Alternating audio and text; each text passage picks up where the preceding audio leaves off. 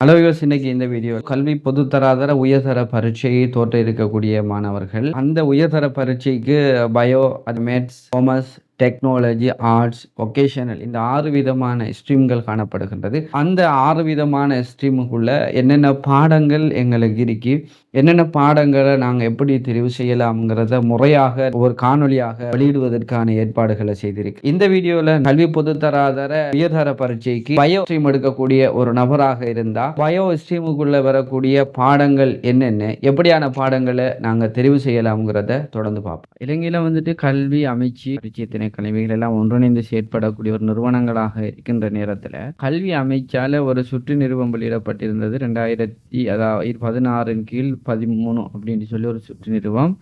இதில் பாடசாலை கல்வி பொதுத்தராதர உயர்தர பாட சேர்மானங்களும் பல்கலைக்கழக பிரவேசம் தொடர்பான பாட சேர்மானங்களும் அப்படின்னு சொல்லி இதில் மென்ஷன் பண்ணியிருக்கிறாங்க. இது மிக முக்கியமான ஒரு சர்க்குலராக இருக்குது. இதில் கவனத்தில் நாங்கள் கொள்ள வேண்டிய ஒரு தேவைப்பாடு இருக்கு. என்னென்ன ஸ்ட்ரீம் லெவலில் இருக்குது, அந்த ஸ்ட்ரீமில் என்னென்ன பாடங்களை நாங்கள் எப்படி தெரிவு செய்யணுங்கிறது தெளிவாக எங்களுக்கு வழிகாட்டியிருக்கின்றாங்க. இதில் இன்னும் சில பொதுவான விதிமுறைகள் எல்லாம் சொல்லப்பட்டிருக்கு. நாங்கள் ஒவ்வொன்றா பார்ப்போம். அவைகளை சரியாக நாங்கள் கைகொள்கிற நேரம் அப்படியே மொத்தமாக நீங்கள் பின்னுக்கு வந்து பார்த்தீங்கன்னா அந்த சேக்குலரில் 9.0 அந்த பல்கலைக்கழக பாடநெறிகளும் பாட சேர்மானங்களும் அப்படிங்கிற ஒரு விஷயம் இதில் இணைக்கப்பட்டிருக்கு. இதில் அப்டேட் பண்ணப்பட்ட இன்னும் ஒரு விஷயம் 2024 2025 அந்த UGC guide, University Grant Commission அந்த கைடை வச்சு என்னென்ன பல்கலைக்கழகங்கள் என்னென்ன பாடத்தெரிவுகள் இருக்குங்கிற மொத்தமான கோர்சஸ் வந்துட்டு இதில் லிங்க் பண்ணப்பட்டிருக்கு. உங்களுக்கு தேவையான முறைக்கு நீங்கள் பார்த்து செலக்ட் பண்ணி கொடுக்கலாம். உதாரணமாக இந்த இடத்துல ஸ்ட்ரீம் கொடுக்கப்பட்டிருக்கு. இதில் நிறைய ஸ்ட்ரீம் இருக்குது. Arts, biological science, biosystem, technology, commerce, அப்படி சில ஸ்ட்ரீம்கள் இதில் போடப்பட்டிருக்கு. அதாவது கொமனான ஸ்ட்ரீம்களை தவிர மேலதிகமான நிறைய விஷயங்கள் எல்லாம் இதில் இன்சர்ட் பண்ணியிருக்கிறேன். இதில் உதாரணமாக ஆர்ட்ஸ் எடுத்த ஒரு ஆளுக்கு என்னென்ன கோர்ஸுகள் கோர்சஸ் ஓகே என்ன யூனிவர்சிட்டி என்னங்கிறத நாங்கள் இதில் பார்த்துக்கிறோம். இப்போ ஆர்ட்ஸ் எடுத்த ஒரு ஆளுக்கு சாதாரணமாக ஆர்ட்ஸுங்கிற கோர்ஸில் அவர் எப்படி செலக்ட் பண்ணணும், எந்த யூனிவர்சிட்டியில் இந்த கோர்சஸ், இப்போ தான் ஈஸ்டர்ன் யூனிவர்சிட்டியில் என்ன கோர்ஸ் அவருக்கு இருக்குது, சவுத் ஈஸ்டர்னில் என்னென்ன கோர்ஸ் இருக்குது அப்படிங்கிற விஷயத்தை வெறும் சர்ச் பண்ணி பார்த்துக்கொள்ளலாம். அல்லது உதாரணமாக இன்ஃபர்மேஷன் டெக்னாலஜிங்கிற ஒரு எடுத்த ஒரு ஆள் ஆல் கோர்சஸ் ஆல் யூனிவர்சிட்டிஸ் அப்படி கொடுத்துட்டு பார்த்தோன்னே எந்தெந்த யூனிவர்சிட்டியில் என்னென்ன இது இருக்குங்கிறதெல்லாம் அவர் பார்த்து தெரிஞ்சுக்கொள்ளலாம். இப்படி 2024 25 யூஜிசி அந்த கைடை வச்சு உங்களுக்கு இதில் டிசைன் பண்ணப்பட்டிருக்கு. நீங்கள் பார்த்து தெரிஞ்சு கொள்ளலாம். அந்த அடிப்படையில் தான் இந்த பல்கலைக்கழக பாடத்தெரிவு தீர்மானங்களாம் சரியான பாடங்களை தெரிவு செய்கிற நேரம் என்னென்ன பல்கலைக்கழகங்களுக்கு என்னென்ன கோர்ஸுகள் நாங்கள் செலக்ட் பண்ணலாம்ங்கிறது இந்த சர்க்குலரில் மென்ஷன் பண்ணியிருக்கு. அதை வச்சு தான் அந்த இதுக்கு முந்தி காட்டினத்துலேயும் இந்த லிங்க்லேயும் இதுக்கு டிஸ்கிரிப்ஷனில் கொடுக்குற இந்த லிங்க்லேயும் விஷயங்கள் போடப்பட்டிருக்கு. பார்த்து தெரிஞ்சு கொள்ளுங்கள்.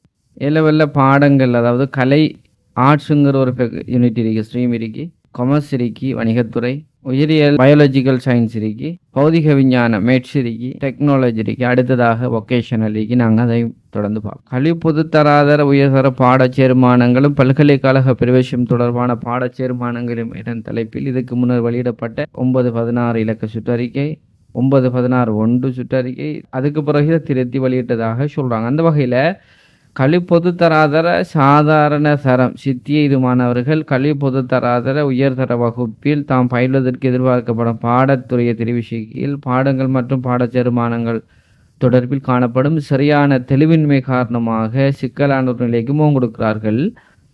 அதே போல் முகம் கொடுக்கக்கூடிய அந்த மாணவர்கள் பல்கலைக்கழகங்களில் தற்போது நடைமுறையில் உள்ள இளமானி பட்ட கற்கை நெறிக்கு தேவையான பாடச்சேர்மானங்கள் மாணவர்கள் காணப்படும் தெளிவின்மை. அது என்னென்னா பாடம் தெளிவில்லாதால் அவங்க பேச்சுலரில் பாடங்களை செலக்ட் பண்ணுறதுல கடுமையாக இடர்படுறாங்க. அப்படிங்கிறத விஷயத்தை வச்சு சரியான பாடமுறைகளை தெரிவு செய்யணுங்கிறத எங்களுக்கு முதலாவதில் கைட் பண்ணுறாங்க. ரெண்டாவதாக 3.0 கல்வி பொதுத்தராதர உயர்தர வகுப்பில் 3 பிரதான பாடங்கள் கற்பிக்கப்படும். அதாவது 3 பாடம் ஒரு ஆள் பாஸ்ன்றா தான் A-level பாஸாக கருதப்படும். அதில் வாரத்துக்கு 10 பாட வேளைகள் ஒதுக்கப்படும். ஒரு வாரத்துக்கு ஒரு பாடத்துக்கு 10 வேளைகள் பாடசாலையில் இருக்கும். இதற்கமைய குறிப்பிட்ட விதிப்புரை செய்யப்படும் 3 பிரதான பாடங்களுக்கு 30 பாட வேளைகள் ஒதுக்கப்படும். எஞ்சிய 10 பாட வேளைகளில் 6 பாட வேளைகள் பொது ஆங்கில பாடத்துக்காக ஒதுக்கப்படும். ஜெனரல் இங்கிலீஷ், அதே போல் பொது தகவல் தொழில்நுட்பம் ஜிட்.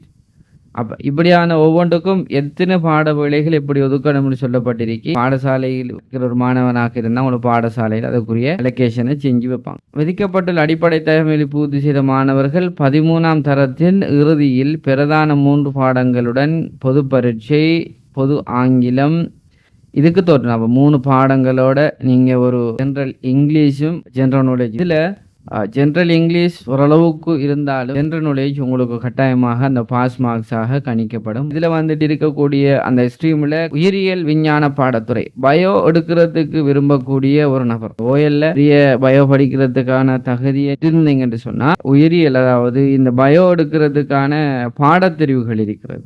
அந்த பாடங்களை நீங்கள் தெரிவு செய்கிற நேரம் கட்டாயம் 4 பாடங்கள் இதுக்குள்ள இருக்கும். இங்கே நீங்கள் பார்த்தீங்கன்னா உங்களுக்கு விளங்கும். இந்த பாடத்துறையில் கற்பதற்கு எதிர்பார்க்கப்படும் மாணவர்கள் உயிரியல், அதாவது பயாலஜிங்கிற பாடம். இது மெயின். பயோ எடுக்கிற ஒரு நபருக்கு பயாலஜி மிக முக்கியமான ஒரு பாடத்தெரிவாக இருக்கு. பாடத்துடன் கீழே குறிப்பிடப்படும் பாடங்களிலிருந்து 2 பாடங்களை தெரிவு செய்யணும். அப்போ இரசாயனவியல், பௌதிகவியல், விவசாய விஞ்ஞானம், மெட்ஸ். அப்போ 4 பாடங்கள் இருக்கு. இதில் 2 தெரிவு செய்யணும் நீங்கள். அப்போ பயோவை ஆல்ரெடி நீங்கள் செலக்ட் பயோ படிக்கிற ஒரு ஆளாக இருந்தீங்கன்னு சொன்னால் பயோவை நீங்கள் என்ன செய்வீங்க, செலக்ட் பண்ணுவீங்க. பயாலஜியை செலக்ட் பண்ணிடுவீங்க. செலக்ட் பண்ணதுக்கு பிறகு அதுக்கு அப்புறமாக இருக்கக்கூடிய இரசாயனவியல், பௌதிகவியல் இந்த பாடங்களை நீங்கள் செய்வீங்க. அப்படி இல்லைன்னு சொன்னால் அக்ரிகல்ச்சர் சயின்ஸ் எடுக்கலாம், இல்லாட்டி மெட்ஸ் எடுக்கலாம். இப்படி 4 பாடங்களில் இருந்து இங்கே 2 பாடத்தை கட்டாயம் தெரிவு செய்ய வேணும். பெரும்பாலும் பயோ எடுக்கக்கூடிய ஒரு ஆள் ஃபிசிக்ஸையும் கெமிஸ்ட்ரியும் எடுப்பான். மெடிசின் எடுபட்டு போகணுங்கிற நோக்கத்தோடு இதை எடுத்துக்கொள்வாங்க. அப்போ அப்படியான ஒரு பாடத்தெரிவு இந்த பயாலஜிக்கல் சயின்ஸ் அதை பொறுத்த மட்டும். உதாரணத்துக்கு இந்த இடத்துல பாருங்கள், பயாலஜிக்கல் சயின்ஸ் இருக்கு தானே. இப்போ நாங்கள் பயாலஜிக்கல் சயின்ஸை நாங்கள் கொடுத்தோம்னா பயாலஜிக்கல் சயின்ஸில் வந்துட்டு கிட்டத்தட்ட all courses all universities 78 courses இருக்கு. இப்போ இதில் நீங்கள் ஆல் கோர்சஸை நீங்கள் கொடுக்கலாம், சரியா? அப்போ பயாலஜி எடுத்தாலுக்கும் மெடிசின் அப்படின்னு நாங்கள் கீழுக்கு பார்த்துக்கலாம். இன்னைக்கு டென்டல் சர்ஜரி அப்படின்னு சொல்லி நாங்கள் இதில் 78 விதமான கோர்சஸ் இருக்கு. நாங்கள் அதை பார்த்து தெரிஞ்சுக்கிறோம். இந்த வீடியோவில் பயோ எடுக்கிற ஒரு ஆள் எப்படி பாடங்களை தெரிவு செய்யலாங்கிற விடயத்தை இந்த வீடியோத்தில் மென்ஷன் பண்ணியிருக்கேன். இந்த வீடியோ யாருக்கெல்லாம் பயனுள்ளதாகோ அவங்களுக்கு கட்டாயம் ஷேர் பண்ணுங்க. பயனுள்ளதாக இருந்தால் லைக் பண்ணுங்க. இந்த வீடியோ தொடர்பான எதுவும் கேள்விகள் இருக்குமெண்டா, வினாக்கள் இருக்குமெண்டா கேளுக்கு கமெண்ட் பண்ணுங்க. இது போன்ற இன்னும் பல சுவாரஸ்யமான வீடியோக்களை அறிஞ்சு கொள்ள என்னுடைய சேனலை சப்ஸ்கிரைப் பண்ணி இணைந்திருங்கள். நன்றி.